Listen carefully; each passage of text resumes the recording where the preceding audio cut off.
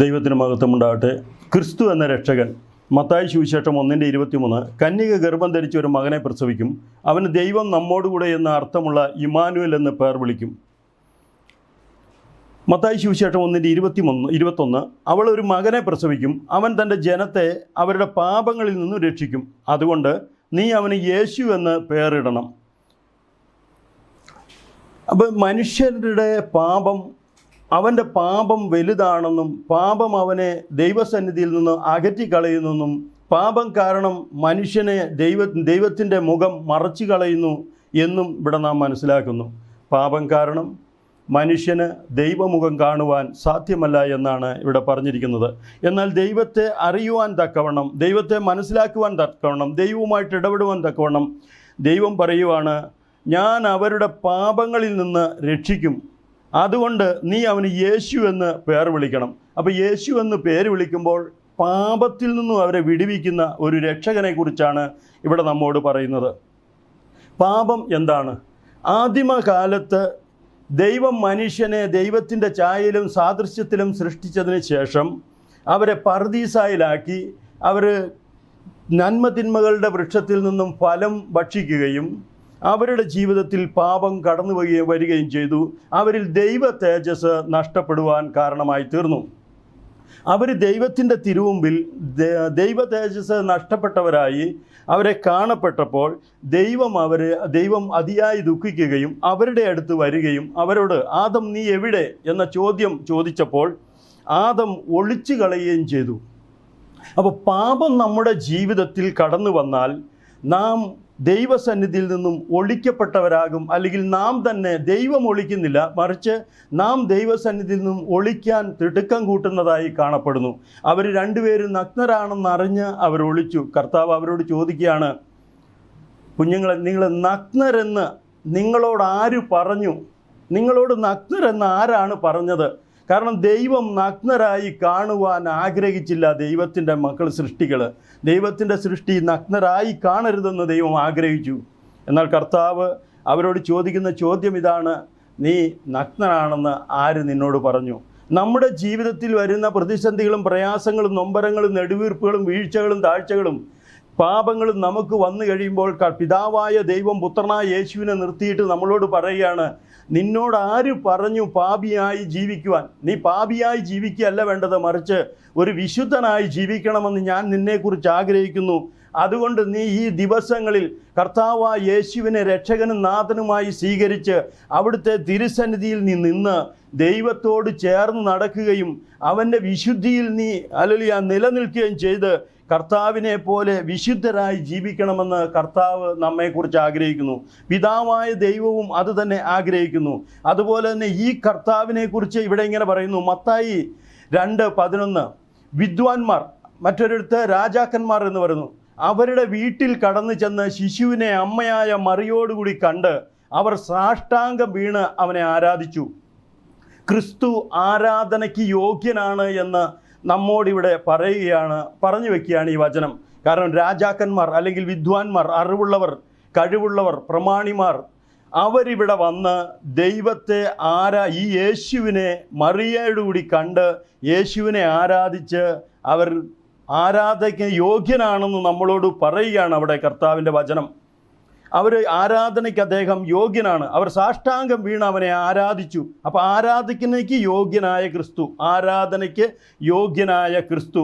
യെശയ്യാ പ്രവാചകൻ്റെ പുസ്തകം 25:9, യെശയ്യാ പ്രവാചകൻ 25:9, ആ നാളിൽ ഇതാ നമ്മുടെ ദൈവം, അവനായി എത്ര നാം കാത്തിരുന്നത്, അവൻ നമ്മെ രക്ഷിക്കും, അവൻ്റെ രക്ഷയിൽ നമുക്ക് ആനന്ദിച്ച് സന്തോഷിക്കാം എന്നവർ പറയും.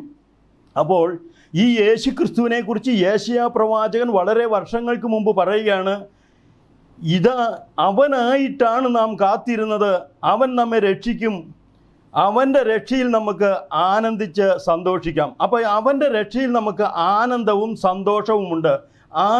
സന്തോഷവുമുണ്ട്. കർത്താവ് പറയുകയാണ്, നിങ്ങൾ സന്തോഷിക്കുവിൻ, നിങ്ങൾ ആനന്ദിക്കുവിൻ,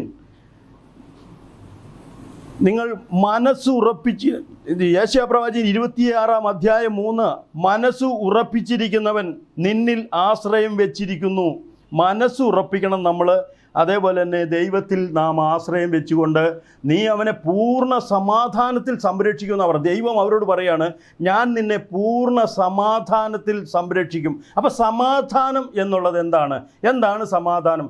ലോകം നിങ്ങൾക്ക് സമാധാനം തരുന്നത് പോലെയല്ല ഞാൻ നിങ്ങൾക്ക് തരുന്ന സമാധാനം. എന്താണ് ലോകം തരുന്ന സമാധാനം? ലോകം തരുന്ന സമാധാനം നമുക്ക് സാമ്പത്തികമായിട്ടുള്ള ഉയർച്ച, അതുപോലെ തന്നെ പ്രതാപം, നമ്മുടെ നിലനിൽപ്പിൽ എല്ലാവരും കൂട്ടു സഹോദരങ്ങൾ പോലെ അവർ പെരുമാറും. അതേപോലെ തന്നെ സമ്പത്തിൻ്റെ മുകളിലും അതേപോലെ ലോകത്തിലെ അധികാര സ്ഥാനത്തുമൊക്കെ ഇരുന്ന് നാം ഒരു വലിയ നിലയിൽ ആരുടെയും മുമ്പിൽ കുനിയാത്ത ഒരു ജീവിത രീതിയും, അതിലാണ് നമ്മൾ ഈ ലോകത്തിൻ്റെ സമാധാനം കണ്ടെത്തുന്നത്.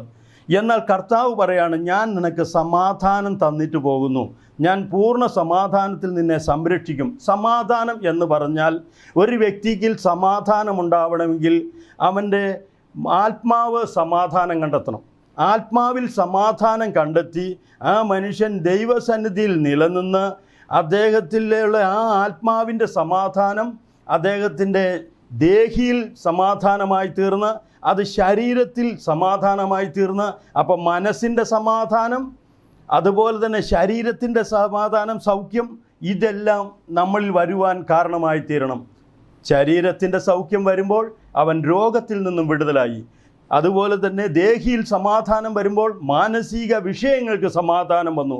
അങ്ങനെ സമാധാനത്തിൽ ദൈവം നമ്മെ കാക്കുമെന്നാണ് കർത്താവ് നമ്മളോട് പറയുന്നത്. അതുപോലെ തന്നെ യഹോവയായ യാഹ് ശാശ്വത പാറ ആയതിനാൽ യഹോവയിൽ എന്നേക്കും ആശ്രയിക്കുവിൻ. ഈ യഹോവയായ ദൈവം ശാശ്വതമായ പാറയായതിനാൽ പ്രിയ സഹോദരങ്ങളെ, പ്രിയ സുഹൃത്തുക്കളെ, പ്രിയരെ, യഹോവയിൽ നിങ്ങൾ ആശ്രയം വയ്ക്കുവിൻ. ആ യഹോവയിൽ എന്നേക്കും ആശ്രയിക്കുവിൻ. എന്താ യഹോവയിൽ ആശ്രയിക്കുന്നത്? എല്ലാവരും മേഘത്തിലും സമുദ്രത്തിലും സ്ഥാനമേറ്റു. മോശയോട് ചേർന്നു. എല്ലാവരും മേഘത്തിലും സമുദ്രത്തിലും സ്ഥാനമേറ്റ് മോശയോട് ചേർന്നു.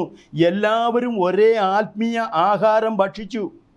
എല്ലാവരും ഒരേ ആത്മീയ പാനീയം കുടിച്ചു. തങ്ങളെ അനുഗമിച്ച ആ പാറ ക്രിസ്തുവായിരുന്നു. അപ്പോൾ യാഹെന്ന ശാശ്വതമായ പാറ ഇവിടെ എഴുതി വച്ചിരിക്കുകയാണ്. എല്ലാവരും ഒരേ ആത്മീയ ആഹാരം കഴിച്ചു, എല്ലാവരും ഒരേ ആത്മീയ പാനീയം കുടിച്ചു, തങ്ങളെ തന്നെ അനുഗമിച്ച ആ പാറ ക്രിസ്തുവായിരുന്നു. ഈ ക്രിസ്തുവിൽ ആശ്രയിക്കുമ്പോഴാണ് നമ്മുടെ ജീവിതത്തിലേക്ക് സമാധാനം നദി പോലെ ഒഴുകുന്നത്. കർത്താവ് പറയാണ്, സമാധാനം നദി പോലെ ഒഴുകും. ഇവിടെ ഇങ്ങനെ പറയുന്നത്, ശീലോഹായിലെ വെള്ളം പോലെയാണത്, ശാന്തമായി ഒഴുകുന്നതാണത്. അതുപോലെ നമ്മുടെ ഹൃദയത്തിൽ നിന്നും ആ സമാധാനം ഹൃദയത്തിൽ നിറഞ്ഞു കഴിയുമ്പോൾ ആ സമാധാനം നമ്മളുടെ ദേഹിയിൽ വന്ന് നമ്മൾ സൗഖ്യമുള്ളവരായി. അങ്ങനെ സൗഖ്യമുള്ളവരായതിനു ശേഷം നമ്മൾ ഓരോരുത്തരോട് ഇടപെടുമ്പോഴും നമ്മൾ അവർക്ക് വേണ്ടി അവരോട് സഹകരിക്കുമ്പോഴും എല്ലാം നാം ചെല്ലുന്നിടത്തെല്ലാം ദൈവത്തിൻ്റെ മഹത്വം കാണുവാൻ ഇടവരും. നമ്മുടെ വായിൽ നിന്ന് സമാധാനം ഒഴുകും. നമ്മുടെ വാക്കുകളിൽ സമാധാനം, നമ്മുടെ പ്രവർത്തികളിൽ സമാധാനം, നമ്മുടെ ജീവിതത്തിൽ കരുണയുള്ള മനുഷ്യനായി തീരുന്നു. ശുദ്ധ ഹൃദയവും നല്ല മനസാക്ഷിയുള്ള മനുഷ്യരായി നാം മാറുവാൻ ഇടവരുന്നു. അതാണ് ദൈവത്തിൻ്റെ മഹാദയയും സ്നേഹവും. അതുപോലെ തന്നെ നമ്മുടെ ജീവിതത്തിലേക്ക് കടന്നു വരുന്ന ഏതെല്ലാം വിഷയങ്ങളുണ്ടോ ആ വിഷയങ്ങളുടെ മുമ്പിലേക്കെല്ലാം നാം ഓടിച്ചെന്ന് ബന്ധപ്പെട്ട് വീഴാതെ, ആ പ്രശ്നങ്ങളിലേക്ക് വീഴാതെ, ശാന്തമായി ഇരുന്ന് ദൈവസന്നിധിയിൽ നാം ഇരുന്ന് സമയം ചെലവഴിച്ച് ഈ യേശുവാകുന്ന പാറയിലേക്ക് ചേർന്നിരുന്ന് അവിടെ മുട്ടുമടക്കി പിതാവായ ദൈവത്തോട് യേശുവിലൂടെ അപേക്ഷിക്കുമ്പോൾ നമുക്ക് വേണ്ടുന്നതായ അനുഗ്രഹങ്ങളും സൗഭാഗ്യങ്ങളും മുഴുവനും ഈ കർത്താവായ യേശു ക്രിസ്തു നമുക്ക് തരും. അവിടുന്ന് പറയുകയാണ്, ഞാൻ നിങ്ങൾക്ക് സമാധാനം തന്നിട്ട് പോകുന്നു, അത് ലോകം തരുന്നത് പോലെയല്ല.